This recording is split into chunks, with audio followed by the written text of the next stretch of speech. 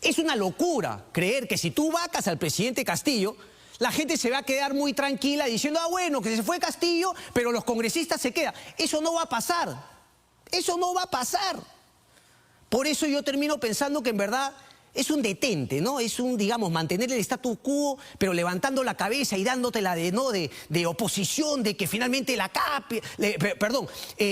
que sacar al presidente, la democracia, el país está yendo al garete. Nada de nada. Nos quedamos todos, parece ser la consigna en el Congreso de la República, desgraciadamente.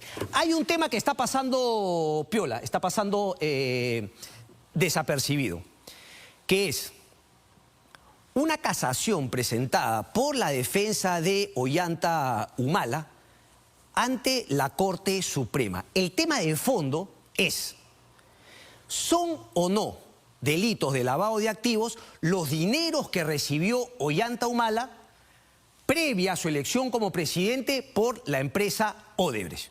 Ponme por favor ahora la nota. ¿Son lavado de activos? ¿Es lavado de activos haber recibido ese dinero o se trata simplemente de una falta que ahora sí está tipificada, que es una falta, digamos, electoral, ¿no? Del financiamiento de campaña? Repito, ahora está tipificado, antaño no significaba un delito. Un delito menor, si se quiere, administrativo, pero hay una multa, anteriormente no la había. El tema del pitufeo, que todos los partidos políticos lo han hecho. El titular es este, Hildebrand y sus 13 la semana pasada. Se caen procesos contra Keiko y los Humala. Inminente decisión del juez César San Martín los libraría de la acusación de lavado de activos. A ver, nuevamente, desgraciadamente la nota de Hildebrand y sus 13 me parece que recoge únicamente la visión de Batman y Robin, ¿no? Rafael Vela Barba y José Domingo Pérez. Un lloriqueo de Rafael Vela Barba, un lloriqueo de José Domingo Pérez, y ahora, eso es justamente lo que más llama la atención, ¿no? Este quiebre del equipo especial Lavajato con, no me gusta poner este adjetivo, pero sí vamos a decirlo, este grupo progresista, caviar, le llaman algunos, que era pues, ¿no?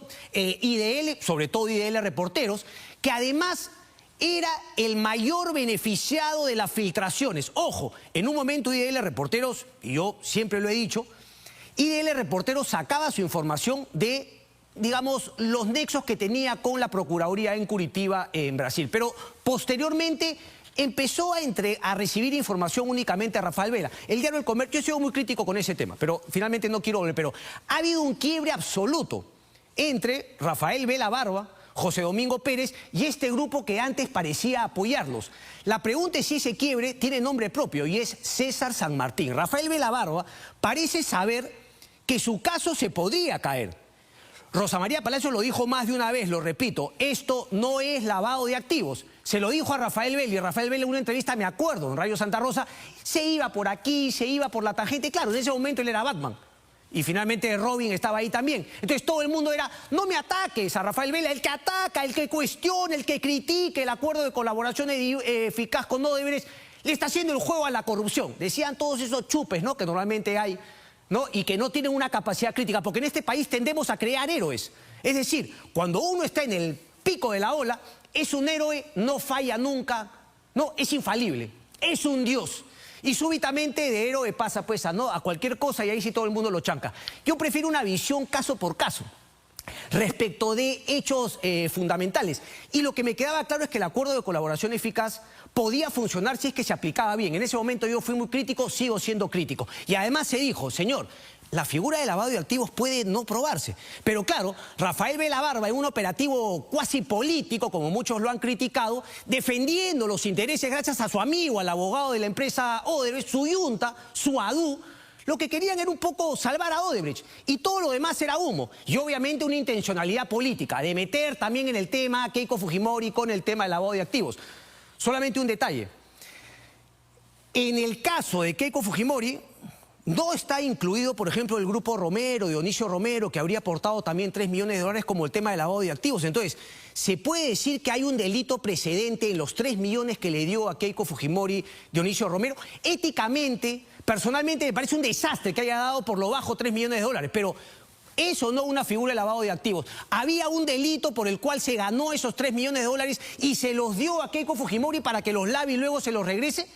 Entonces, Rafael Vela empujó esta figura con José Domingo Pérez sabiendo que se le podía caer y ahora hay la posibilidad de que se le caiga. Ha hablado con César Caro, ha hablado con otros abogados y sostienen que esa posibilidad es real. En el caso de Ollanta Humala, ojo, que el caso que se está viendo es el de Ollanta Humala, pero es por añadidura, pues, ¿no? Finalmente se siente un precedente. Si es que cae el caso Humala, también caería el caso Keiko, por eso es que justamente tiene esta portada, se caen procesos contra Keiko y Humala. Y en el caso de Humala es más llamativo todavía, porque yo en mi programa de radio, una humilde tribuna, se le decía una y otra vez, anda por el tema del Club de la Construcción. El exministro de Transportes y Comunicaciones, Carlos Paredes, que había declarado, habían pruebas, habían colaboradores, pero ese caso no ha avanzado. Germán Juárez Atoche no ha avanzado con ese caso que claramente eran coimas. A Nadine Heredia, Ollanta Humala, ustedes recordarán estas dos personas que tenían la empresa que se encargaban de cobrar el dinero, un porcentaje de las obras que entregaba Provías Nacional y Provías descentralizado en el Ministerio de Transportes y Comunicaciones. Entonces, mi punto es ese. Y además, Rafael Vela está utilizando mentiras, porque César San Martín no es santo de mi devoción, pero una sala suprema no tiene solamente un juez. No es que César San Martín va a convencer a todo el mundo. ¿Dónde quedan los otros jueces? Entonces es importante para mí tratar de comunicar que no caigamos en esta mediocridad, este cacacenismo de convertir héroes y de ahí olvidarte. Señores, seamos más críticos, más analíticos. El caso venía mal. Rafael Vela no hablaba y hablaba y todo el mundo, sí señor, sí señor. Esta decisión la tiene que tomar la Corte Suprema. Si dice que son lavado de activos, bueno, así será. Si dice que no lo son, se demostrará la incapacidad, la ineficiencia de la Fiscalía Lavajato y se quedará claro también qué partido jugó. Porque lo único que ha logrado la Fiscalía del caso Lavajato, lo único, es dejar libre de polvo y paja a Odebrecht.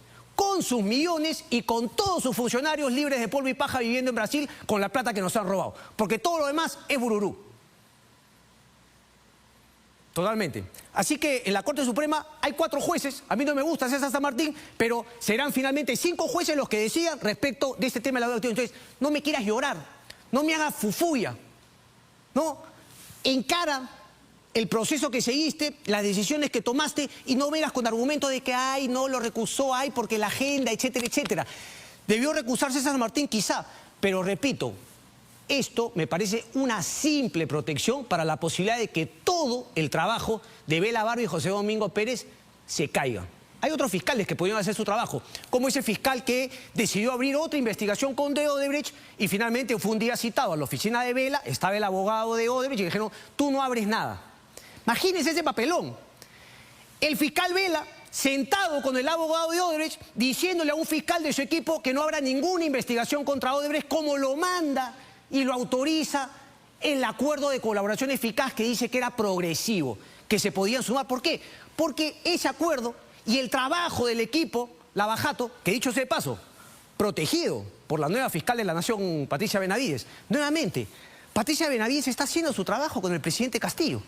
Pero ¿acaso nosotros tenemos que saludar, convertir en heroína y no cuestionar absolutamente nada de la fiscal Benavides porque está haciendo su trabajo lógico respecto de las investigaciones por posible corrupción al presidente Pedro Castillo? No es así, viejo. Por eso digo, no abracemos algo y lo quieras no soltar y decir, bueno, todo esto es bueno. Esa es justamente la tibieza que yo critico. Cuando uno se para en el medio y cuestiona y critica cada acto, esa no es tibieza. Tibieza es que fácil, no hay. Rafael Vela es mi héroe. Todo lo que dice él, sí señor. Todo lo que dice mi líder político, sí señor. Analicemos caso por caso. Y aquí termino simplemente, ¿no? Así que la fiscal de la Nación está haciendo su chamba, bien Marita Barreto, pero hay también cosas que corregir. A mí me sigue pareciendo muy raro y además una mala movida haber cambiado al fiscal, a la fiscal que manejaba el caso de su hermana. Pero obviamente hay voces interesadas. El señor Víctor Cubas, ¿no? Cruz Silva de IDL, otros periodistas, ¿no? Que siguen con la cantaleta, pero tienen una intención detrás. No es amor a chancho, porque claro, en su momento, cuando eran sus fiscales amigos, todo bien. Todo bien, todo excelente. Entonces, ese doble rasero me parece que es importante de dejarlo en claro.